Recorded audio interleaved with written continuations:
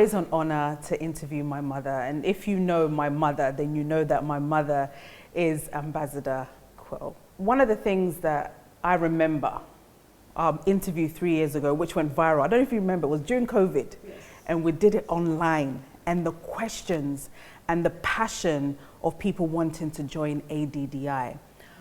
How are you seeing the conversations that you've had 3 years ago now? Are you seeing more people being more passionate about the continent? Are you seeing more diasporans coming back home? What are you seeing, Mummy, and how is ADDI faring? First and foremost, I just want to thank you for the wonderful work that you continue to do. Yes, indeed, I remember our interview 3 years ago. I think it was around the time that the Chinese were really mistreating Africans, yes, because of COVID, and it really sparked a conversation. And you've continued to really hit it off the park with conversations that are very stimulating, conversations that are so needed, especially at this time in our history. Is to answer a question about what change have I seen since our last interview 3 years ago. The awakening. There is something in the air. If I were to take it to the biblical times, where the Bible says those who are at the top shall be at the bottom, those who are at the bottom shall be at the top. I truly believe we're going through those times. Even the axis of the earth, the negative and positive axis, there's a shift that's taking place, and it's inevitable. I am on a lot of platforms. People put me on their platforms, and I just stay there and just following the conversations. It's amazing. Just the change in the tone, and the people are challenging themselves, and they're discussing issues, and the spirit of Pan-Africanism, and people just, you get this sense that people are proud to be African. That didn't used to be the case 10 years ago. People wanted to run away from being African, but I see more and more appreciation for what it means to be an African. And more importantly, with me having lived in the United States, and I see more and more African Americans, Afro-Caribbeans who are now interested in identifying themselves with Africa. We brought the African diaspora here 2 years ago, and I am amazed at the number of people who have actually come back, started businesses, and some are living here, yeah, and some have even found husbands. Yes, yes, yes. So there is something in the air. There is something vibrant about being African. And then when you come to the cities, I've visited many African cities, there's a certain level of vibrancy and pride in being African. Yes, you still run into some people who still want to go abroad, looking for greener pastures, but by and large, there's an increasing significant percentage of people who also realize that the diamonds that they're looking for, the greener pastures they're looking for are right here at home. So there is that change, and it's palpable, it's visible, and it's everywhere. For me, as an elder African, I find it very refreshing. Something else that I'm noticing is the spirit of entrepreneurship. Lots of young people like you who are just fearless, and you are going out there and you know the world is yours to conquer. That fearlessness, in spite of going against all odds. It's not easy being a young person trying to make it in this world. It's very expensive. Everything is expensive. You gotta have a little backup to really get started. But I still find, in spite of not having the finances to back you up, that is not stopping the average black person, be it a black person in America, in the Caribbean, in Europe, but more importantly, on the African continent. The spirit of entrepreneurship is alive and well, and it's palpable. Again, very refreshing. And as an elder, I can't help but feel very inspired to do my part in whatever way to support the youth, not only the youth in Africa, but the youth around, especially black youth. I like to say, as a mother, as a grandmother, and I know it's going to happen. I often joke with my VP, and I would say, you know, I just see it happening. 5 years from now, 10 years from now, 20 years from now, little white girls and little white boys are going to wish they could be African. They're going to wish they could be black. There's something in the air that's reminding black people that you are the origin of humanity, and that what you have, the black skin, the pigment, is that sign and symbol of originality. And it gives us the authenticity that we have, something that, and I may be looked at as a racist, but I'm not, but it is really a fact, that we have a certain resilience, there's a certain indestructibleness about us that can only be found in the original thing. And us being the original people, all of it is exemplified in who we are as a people. Our people are beginning to appreciate that and are beginning to stand up tall and be proud of it. But when you see it happening in your children and your grandchildren, you can actually sit back and say, yes, I did it.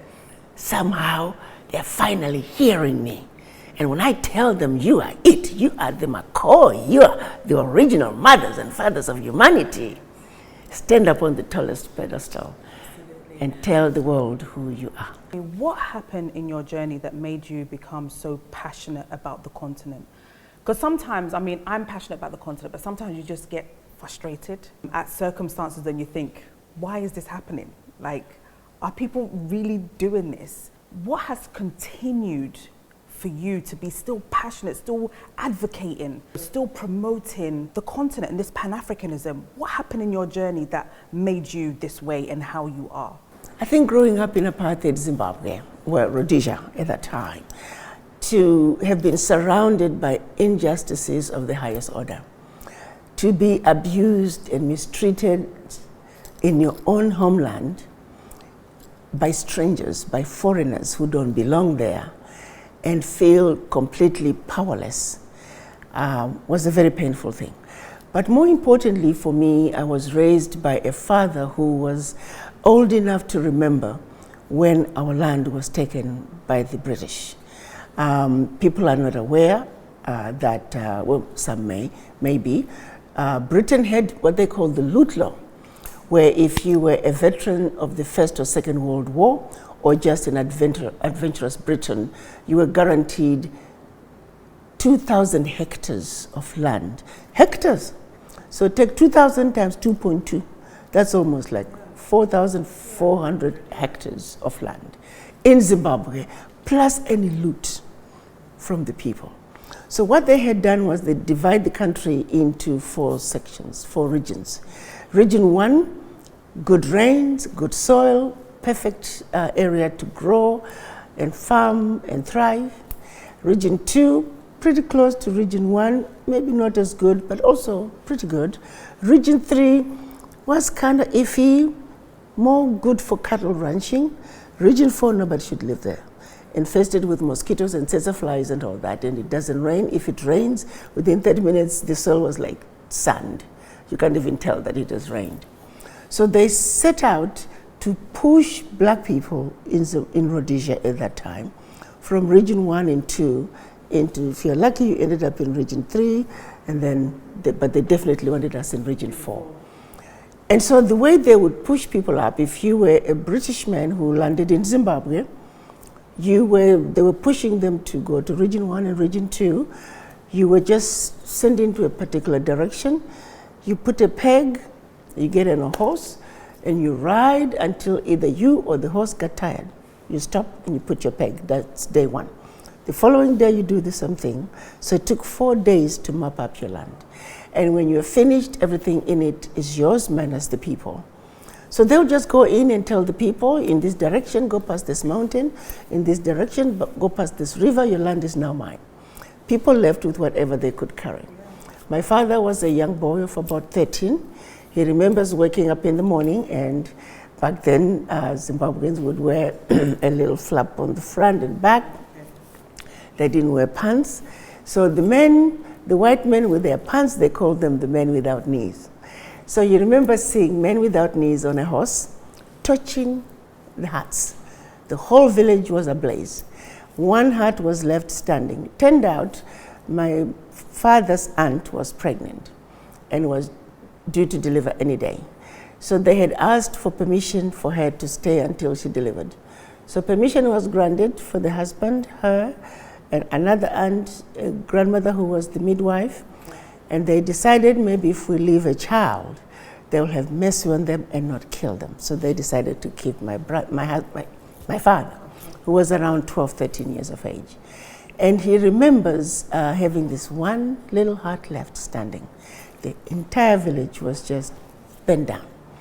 And every morning, the man without knees would come on a horse wanting to know if my aunt had delivered. Unfortunately for them, it took 3 weeks before she finally delivered. And every morning, the men without knees came. They just knew that was their last day. They were afraid that he was going to shoot them because he threatened to shoot them if she didn't deliver.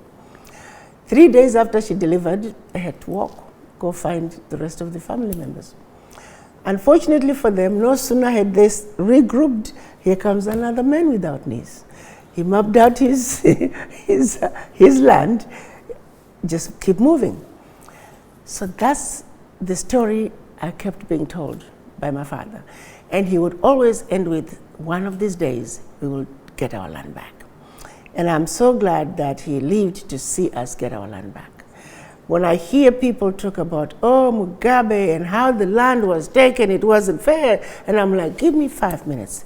Let me tell you how the land was taken from Zimbabwean people. What Mugabe did was very civilized. If you were to live what my father lived through, you'd understand why what Mugabe did was civilized. There were parts of Harare, you go in just maybe 2 blocks into Harare, that's how far we could go. The rest you were not supposed to get to. I remember in high school, I belonged to some Girl Scouts group, and we were invited to go to some white woman's house. We were told to leave, to sit under the tree. It was very hot, I still remember that. But little white girls who were with us, they could go inside, they could cool off, they could drink cold water, and we would be given hot water, and we would drink and eat from under the tree. And I would wonder, I said, why is it that these little white girls can go in the house where it's cool, and I gotta sit under the tree? And so the injustices were everywhere. You know, some of the school teachers in my boarding school, we had British teachers, Peace Corps, we had Australian, New Zealanders, Americans. The Americans were the best, I have to tell you. The British they made it very clear, you belong over there and we are over here. And so you knew your boundaries. Thank goodness the American ones were very super nice. I mean, they were the type that would want to come to your village with you and go fetch firewood and fetch water. They were very interested in getting to know who we were. They would invite you to their homes, a teacher inviting you to their house for tea. That was unheard of. But that was during the time that the United States realized that they were missing out on Africa. So this scramble for Africa was happening. So they sent Peace Corps, specifically trained to make friends. And I must say those Peace Corps did a damn good job. So I grew up with a very good and warm, fuzzy feeling about the Americans because of my Peace Corps teachers. But the British, whew, they were terrible. So it is that distinct difference between us and particularly the British and what I grew up being told by my father. I must say I had a lot of resentment and a lot of anger and just wondered, why is it that we have to live like we do in our own land, and these foreigners are coming in and abusing us? You know, we could share, we could live together in harmony, but no, they wanted it all. And we were slaves in our own country. That was very painful. You mentioned about injustice. Yes. Do you still see injustice now on the African continent? Very much so. I think I'm even acutely aware of it. It's everywhere. One diaspora was visiting with me in Zimbabwe, and he was at a gas station, and there was this white woman smoking at the gas station. So he walked over to her, And he was from Zimbabwe. And he, you know, how we are greeting our elders. And he says in Shona, ma'am, how are you? He's saying it in Shona. And the woman says, I don't understand you. And the guy said, again, I said, how are you in Shona? I don't understand you. And the guy says, well, let me talk to you in a language that you understand. Turn that damn cigarette off. What are you talking about? He said, this is a gas station. Turn off the damn cigarette. You're very rude. Get away from me. Get away from me. He says, are you done? I have all day, if that's what it takes. Turn off the damn cigarette. She proceeded to yell at him and calling him all kinds of names. And he stood his ground. He said, I am not leaving until you turn off that cigarette. This is a gas station. You have no business smoking here. You still see it. There are still some who still feel superior to us. Fortunately, it's not many, but there's still a significant number of them who are still that way.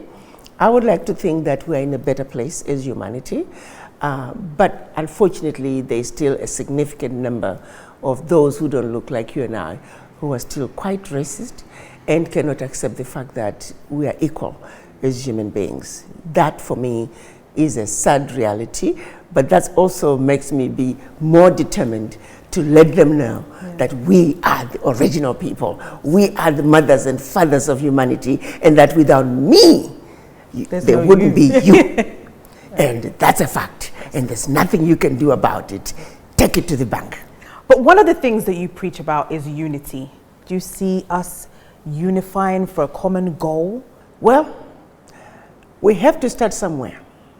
And I'm very hopeful, because when I look at the awakening that's happening now, and it's happening at a very fast pace, while we are not there yet in terms of our ability to work together, our ability to believe in ourselves and in each other, I do believe we are on a trajectory to get there, to the same extent that the awakening is happening so rapidly. I think when it happens, it's going to happen like a light bulb. Bang. Because increasingly, people are becoming aware of the injustices. Quite often, for example, before I started talking about the Pact for the Continuation of Colonization, the French and what they're doing to West Africa, a lot of people didn't know. But after they heard it, they're like, what? How can this be? And so it awoke something in them. I feel the same feeling is going to happen, where on an individual basis, people are going to say, I've got to do my part. They've got to come to that realization that alone, you cannot steer this ship. It's going to take all of us.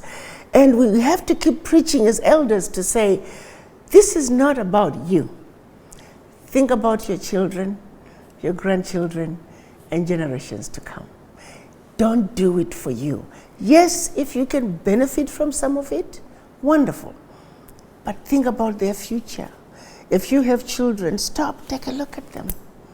Do you really want to leave this world for them like it is? I would hope the answer is no. So when that fire is burning within you, to say hell to the no. You know, there's no difference between my little girl, who is of color, and a white little girl. They're equal, equally smart. So why should mine grow up in a world that is disadvantaging her for no good reason other than the ability to manufacture the gold, melanin? Yesterday you mentioned about education, the mindset. How do we improve on that? How do we get to that level of consciousness that we are great, we are powerful? We have to keep preaching the gospel of truth. Quite often people don't even know. I was shocked at the people that you would have thought they knew. I think yesterday I went to speak to a group of the Africa group at the World Bank. And you know, I spoke like I always do. I talked about the Berlin Conference. I talked about the Pact for the Continuation of Colonization. I talked about the injustices. And they asked all kinds of questions. It was wonderful. And as I was walking out, 2 African-born economists come to me and said, but Ambassador, we can't keep talking about the Berlin Conference. It's a thing of the past. 2 African economist. I was shocked. I said, I just finished 2 hours. I answered every question, and you missed everything. I said, my sons, as long as we have a country called Togo, a country called Eswatini, a country called Malawi, Berlin Conference is alive and well. It's a policy that they spent 3 months strategizing on how to see to it that Africa and her children are forever defeated and dominated. I'm going to repeat that. 3 months of strategizing, or 4 months of strategizing and making sure that they put together a policy to make sure Africa and her children are forever defeated and dominated. And that policy is still in place today. That is why we still have a country called Malawi, a country that can never survive on its own. That is why we are unable to see that obvious fact to say we cannot survive as these little-bitty African countries. That is why it is difficult for us to say, why can't we just say Africa for the Africans, no passports? It's a simple decision. The leaders just have to table it in their cabinets, done. Why is it so difficult for us to address the obvious? I was talking to the guy who used to work for, he was the ADDI president, and he showed me a picture. He said, Ambassador, what do you see? I said, well, I see women who are selling potatoes and their wares. He says, what else do you see? I said, nothing else. He says, you see right there, that's a border. And I said, oh, a border where? He said, a border between 2 African countries. He said, you see the women on that side. When they run out of tomatoes, the people, citizens of that country, cannot cross over and buy tomatoes that they can see because they need a visa. Stupidity of the highest order. At the stroke of a pen, this could be dealt with. It's 2023. We can't seem to get it done. What is wrong with us? Berlin Conference. King Leopold and his instructions on how to subdue the Africans. The famous Willie Lynch. Willie Lynch letters on how to make a slave, how to condition a black person and make sure that they're forever subservient to the white men to perpetuity. We're still suffering from that. The legacy of slavery. Think of the many black people who are just automatically afraid of white people. Our leadership, you sit them in front of a white person, they start shaking. They're afraid to speak up. Why is that? Thanks to Leopold. Thanks to the legacy of slavery. Thanks to the Berlin Conference. How many people realize they're suffering from the legacy of slavery? They're suffering from colonization, the legacy of colonization. Until you realize that you're sick, how do you go to the doctor? I'm a medical doctor. If you don't come to me and complain about something that's ailing you, I can't help you. Yeah. So a lot of our people are not aware that not only are they sick at home, not only are they sick in a doctor's office, in the ward, in the hospital, they are in the intensive care. And they don't even know it. And that is why Africa is not moving forward. Because the people who are on the boardroom table, talking to the leaders of this world, they're suffering from the legacy of colonization. They're in the intensive care. So how then do we expect them to defend us and be our voice? They go to those tables mute. And that means 1.4 billion people are also mute. Our leadership must understand that too many of them are suffering from the legacy of slavery. They must have a conversation with the image in the mirror. Why am I afraid of those who don't look like me? How are they better? I was talking to my VP and he reminded me, he said, Ambassador, I found a new realization. He said, I heard about the gene segments. He said, the more gene segments a species has, the more superior, the more intelligent that species is. And his realization was that black people have 9 segments, which is the highest gene segment. The second race, I won't mention their color, they don't look like us. Their gene segment is 6. And then 5. Wow.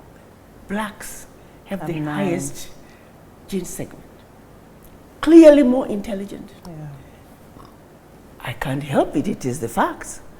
Just like they denied for far too long that life began in Africa. They wanted to make sure we got to prove that black people are inferior. And they went high and low, looked everywhere, turned every rock they could turn, and they still came back to the same place. Life, as we know it, began in Africa. Plain and simple. Plain and simple. They're the same ones who came up with the gene segment issue. But what they do is they don't want to bring it all out and make sure it's in our history books. But whose fault is that? We're still using the old colonial textbooks that intentionally eliminated facts that would have brought us up more empowered and proud as Africans. They put in there anything to demoralize us, everything to make us feel everything European is better and everything African was bad. Whose problem is it? We get ministers of education who have the freedom and the liberty to change the colonial textbooks, but they don't. Right here in Ghana, my daughter, I was shocked to realize not a single Kwame Nkrumah book is required reading in Ghana school system. Can you believe that? Not one. So who is stupid? With all the intelligence and all the gene segments, we behave in a very stupid way. What are our ministers of education doing? What stops them from changing the educational curriculum in Africa? Nothing, except they're still suffering from the legacy of colonization. Our ministers of finance, everybody knows it. We are paying for frivolous loans that go back, in some cases, to colonization. And yet they go to the World Bank every year, twice. Why aren't you challenging the World Bank to say, World Bank, we're coming together as African ministers of finance, and we're telling you, here is an open letter. We are no longer going to pay for these loans. These loans have been paid for 1,000 times over. Why are we getting 20% interest rate? We have never defaulted on our loans. Greece defaulted on its loans. Let's look at how much Greece is getting. What interest rate is Greece getting? We have never defaulted on our loans. Many African countries have never defaulted on their loans, and yet the rating agencies give them poor ratings so they can justify charging them high interest rates. It was all by design. When the Bretton Woods institutions were created after the European nations had destroyed themselves like they always do. They're warriors people. All they know is to fight. After the Second World War, they destroyed themselves. So they looked to developing nations to see to it that their own success is going to be based on the failures of developing nations. They put a system in place to steal and rob in broad daylight the developing nations. The majority are in Africa. So yes, the Bretton Woods institutions, IMF, World Bank, their sheer survival is based on the failures of developing nations. They will never put in place a policy to benefit African nations. Now, here comes the kicker. You don't see anyone that doesn't look like you and I going to sell bad policies to African nations. They're sending you, my daughter, and my son over here. And they're training you to go and push these bad policies, policies that are detrimental to the development of African nations. They're the ones that are now being used as instruments of our own self-destruction. The damage is deep. When we get to that point, when we understand that we are part of somebody else's experiment that is won over and over and over, they continue to win. When are we going to wake up and say this insanity, like Albert Einstein said, doing the same thing over and over and expecting a different result? When is the insanity going to end? When are we going to say enough is enough, stupidity no more? It's up to us. It is. We have ministers of trade We know what the World Trade Organization is doing. Switzerland, a country that doesn't have a single acre of cocoa. It is the largest producer of cocoa products. Yeah. Swiss coffee, Swiss chocolate, Swiss. You go to hotels all over Africa. Swiss this, Swiss. It's our chocolate right here from Ghana. That's true. Why aren't we challenging them? World Trade Organization is giving it a blind eye. They know it. Yeah. Look at the teas and coffees out of East Africa. The best. The best. They go to Europe, they're renamed. Are you with me? Yeah. We know it's happening. Why aren't they go to WTO and say, enough is enough, stop this BS? You wouldn't want it done to your country. Why are you doing it to us? Simple questions that must be asked and that demand answers. But we don't, because we get scared. Why are we scared? No. Why are we scared though? Why are we scared? Why are we scared? What are we afraid of? We are abused. I sat in meetings where they were yelling at ambassadors. And you said to yourself, what gives? What gives you the right? This minister didn't come thousands of miles to the faraway land to be yelled at, to be demeaned. And we say nothing. When we get to that point, when we are armed with facts and we are empowered and we can stand up and say enough is enough. Now that's when Africa is going to discover her voice. That's when Africa is going to begin to change. And for us to get to that point, we're going to have to keep preaching the gospel of truth and nothing but the truth. The gospel of facts. Truth and facts, two constants that never change. Let's give the world an overdose of our truth. Let's give the world an overdose of our facts. And when we saturate each and every black person, starting with our children, through our educational system, when everybody is full of truth and we have the courage to say, not today. Not tomorrow, not next week, not next month, not next year, not the next decade, not the next century. The time is up. Game is over. Like we would say in Botswana, ikete, that means time up. Done. Get out. If you don't like how we do things in Africa, there's the door. There's always your Europe. Yeah. There's always your Europe. We have our Africa. Leave us alone with our Africa. Go to your Europe. And we're okay with that.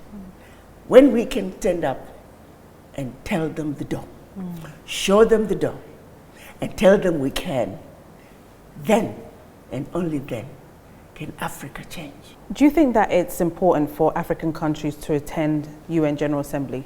Absolutely not. Why not? Totally useless. Why are they going there for? The largest voting bloc at the United Nations does not have a voice, does not have a seat at the table. They go there to vote on other people's issues, other countries' issues. They don't vote on their own issues. So why are we there? When Africans can come together and say, United Nations Secretary Guterres, we are not coming until we are at the table. We are the largest voting bloc. We are not coming. We should be number 6. We should be the 6th member of the UN Security Council. Short of that, keep your thing. You know, it took a month to put together United Nations. It was for them.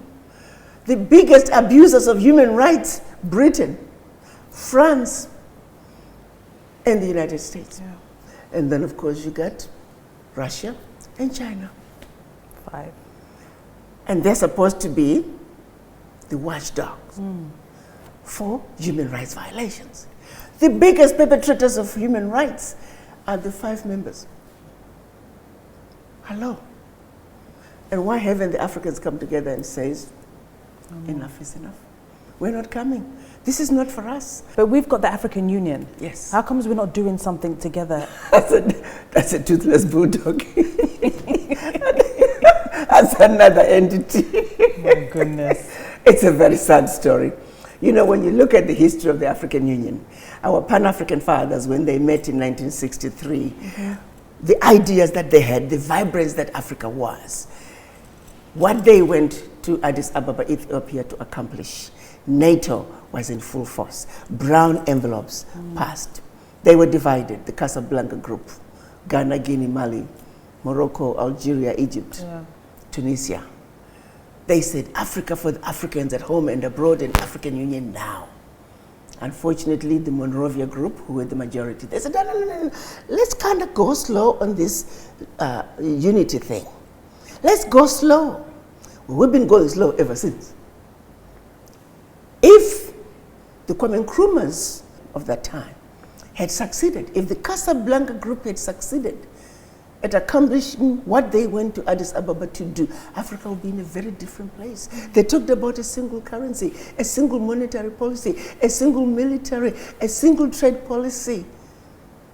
None of that. We only managed to accomplish one 3 years ago, the African Continental Free Trade Area. And even that, we are now handing Africa to the Western world, to the Eastern world, on a silver platter. We don't have the money to compete on those contracts. So where are the contracts going? They're going to go to the Middle Easterners. They're going to go to the Europeans. They're going to go to the Chinese. They're going to go to the Indians. But we have money on the continent. If we can just come together and pull our funds together. And I'd like to challenge the diaspora. If we were to take 5 million diaspora, who commit to $100 a month for 5 years, you know how much money that is? And then our own natural resources. Look at what Burkina Faso, rather Niger, has done. To say that I'm going to start with my uranium. And that France, I'm no longer going to sell you my uranium for 80 cents. It's going to be 200 euros per kilo moving forward. Right there, Niger kept almost 300 billion a year that was going to France and funding French education, French healthcare. That alone, one mineral, would completely change the economy of Burkina Faso, of Niger overnight. Now let's take all the other minerals. Burkina Faso is doing it. They started with their gold. When are we going to have leadership with enough balls to do what's right? To do what any other man would do? Dude, you wouldn't want me doing that in your country. Why would you want to do it in my country? Get out. What's right is right. What is fair is fair. We are not asking the world to do what they wouldn't want done unto them. We're simply asking the world to treat Africa fairly. We're simply asking the world to do unto us as they want done unto them. Do you see in the future a Kwame Nkrumah coming back, a Nelson Mandela? Do you see the youth? Do you see anybody right now? Do you see that we can have those type of people back? As mothers, as elders, we have to groom them. We raise them with knowledge. We start with the educational system that really tells them the truth.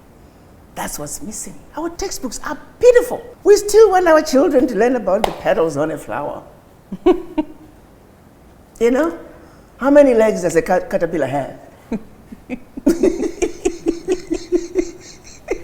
It's a joke, you know. How long is the Nile River? Okay, fine, you need to know how long it is. But I want to know, what can I do with the Nile River that can make my life better? The farming that can come out of the Nile River, the irrigation systems, the fishing that can come out of the Nile River, the electricity that can come out of the Nile River. Challenge me to think, look at what's around me and how can I use it to make me better, to make my life better. But no, they stop with, how long is the river now? How long is the river Congo? How long is, and what the hell am I going to do with the mileage? Are you with me? And it shows up in exam questions. It's true. Stupidity of the highest order, man. And when are we going to stop it? And we got these intelligent professors who think they're actually teaching. Come on now. Look at mining. The continent with the most minerals. We don't have many. I think it's only recently that some universities are beginning to teach mining methods. But did you learn about mining when you went to school? No. But white kids who don't have gold mines, they are learning about gold mining in Europe so they could come here and mine what belongs to you. My daughter, let me tell you, it saddens me sometimes. I just sit back and think, what is wrong with us? We know the truth, but we're just not doing the right thing. It's sickening. It's got to change. And if our older people cannot do it, they need to move out of the way. Let the younger people who get it take over. Because this insanity cannot go on. It has to stop. It definitely has to stop. And I think for me as a mother of 4, it's like I wanted my children to be proud of the continent. That's why I moved back home. And it's difficult, it is challenging, you know. And what I found is that Africa has its own system, right? And you just need to kind of adjust. But if we're going to make it work, we have to be here. If we're not here, then there's going to be many more years where our children, they won't stay here neither. But you see, you said the right thing. Africa has its own heartbeat. Yeah. We can't try to transplant what goes on in Europe. Yeah. That's their culture. That's their own heartbeat. We have our own heartbeat that is very vibrant. We have our own appreciation for what is good. Yeah. I have my VP who now lives in Zimbabwe. Yeah. He says his health is better. He has to go out of his way to find non-organic food. Think about that. It's true. And yet the opposite is true in the Western world. You gotta pay through the nose for organic food and you gotta go look for it. Is that appreciation for how lucky we are? I open the windows to my bedroom in the morning and there are birds who are singing for me. I can smell the clean, fresh air. When we begin to appreciate that which we have, that we have been taught to think it's not good, to walk to the store, that's healthy. Yeah. I have a problem. I was telling my VP, I said, I have a problem with just getting out of my house and walking. I'm going for a walk. To go where? I said, growing up in Africa, I walked for a purpose. Yeah. I ran for a purpose. You don't see an African, when I grew up, just running like a mad person, chasing the wind. No, if you see an African running, there was a reason to run. There was a certain level of agency. So I have a problem now. When I'm in the Western world and people say, I'm going for a walk. To do what? I honestly doubt. I'm telling you right now, I have a problem just going for a walk. Wow. Give me a reason.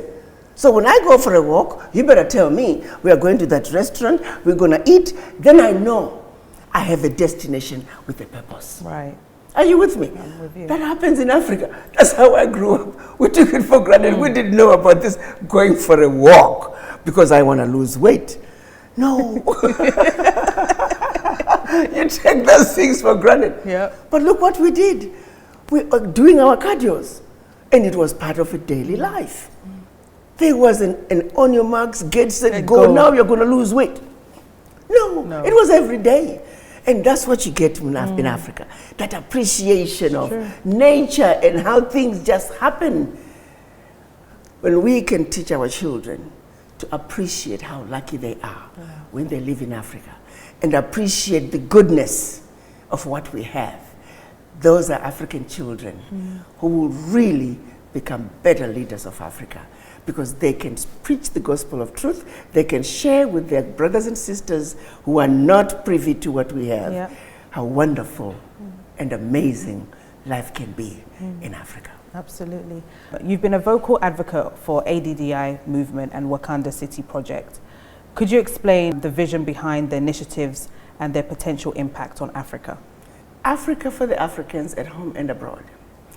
The Africa that we want can only be built by us. You can't expect those who have put us in the conditions that we are in to pull us out of them. Okay. As long as we're going to them to beg to help us, they will always build the Africa that they want. Sure. The Africa that's going to serve their purpose. So as ADDI, we are on a mission to share with as many black people as possible that our inheritance is in Africa. That those who don't deserve what Africa has have been siphoning our inheritance for centuries. The Africa that we want can only be built by us. And so ADDI is on a mission to tell every able black person that can hear, that can see the truth about our beloved continent, the exploitation that's taking place, and how it affects each and every one of us. But also remind them that the only way to take back our Africa is through unity. And for us to be able to unite, it's easier when we're armed with knowledge. Okay. So preaching the gospel of truth, saying it like it is, empowering the people and letting them understand the systems that have been put in place to keep us where they want us to be. That is ADDI's mission, because with knowledge, we know we can fight this war and we will fight to win. Absolutely. So how do people join ADDI? How do we get involved in ADDI? Go to our ADDI.org, OURADDI.org. You can join as a general member, no fee, just join. Or you can be a paid member. We are saying $1 a day for Africa. It's a total of $365 a year. Should you wish to help pull some funds together. But if you can't, that's okay too. Okay. Mommy, do you ever see us getting our reparation back? Yes. The Jews got their reparations. The Japanese who fought the Americans, they got their reparations. All other nationalities that were, races that were harmed, received reparations, so why not us? It's like we're not human. When we are harmed, we're not human. We don't deserve reparations. No, we deserve reparations, and we're going to fight like hell. Even if we don't see those reparations during my lifetime, you bet I'm going to leave this world having done my part in telling every single one of the children that you're owed. And you're going to fight like hell to get what belongs to you. We will get the reparations, no matter how long it's going to take. Mark my word, and we will fight them to the bitter end. Fantastic. So last question, the diaspora. We talk about the diaspora, we talk about the sixth region. Are we ready as diasporans to move back home and develop the continent? Some are, but we don't have a critical mass yet. Okay. And that critical mass, we don't have it because out of sheer ignorance. I was on a radio program one time, and I was talking about going home to Africa, and that I was saying every person of African descent is an African, and Africa is home. I cannot tell you how many times I get African Americans, Afro-Caribbean calling, particularly African Americans. They'll say, "But Ambassador, we're different." And to which I would say, exactly how are you different? Let's go home to Ghana. You're walking alongside my son. Yeah. Unless you open your mouth, nobody knows. Nobody knows whether you're from America or you're from Ghana. When you cross the street, they're not going to say, an American crossed the street. They see two black men crossing the street. So how are you different? And then you can see the wheels turning, because you were told that you're different. And you never actually stop to say, how am I different?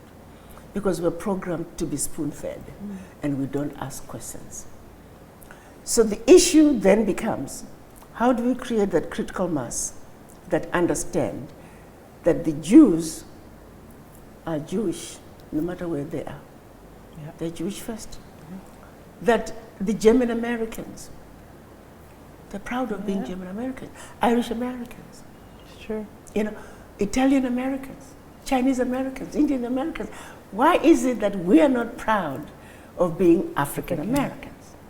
Because again, we were told, why do you want to be part of a diseased and dying continent? You're different.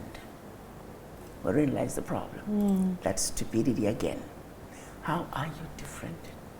If everybody else is proud of their anchor, which is their countries of origin, why aren't you proud of your anchor? You're like a ship without an anchor. The wind blows that way, there you go.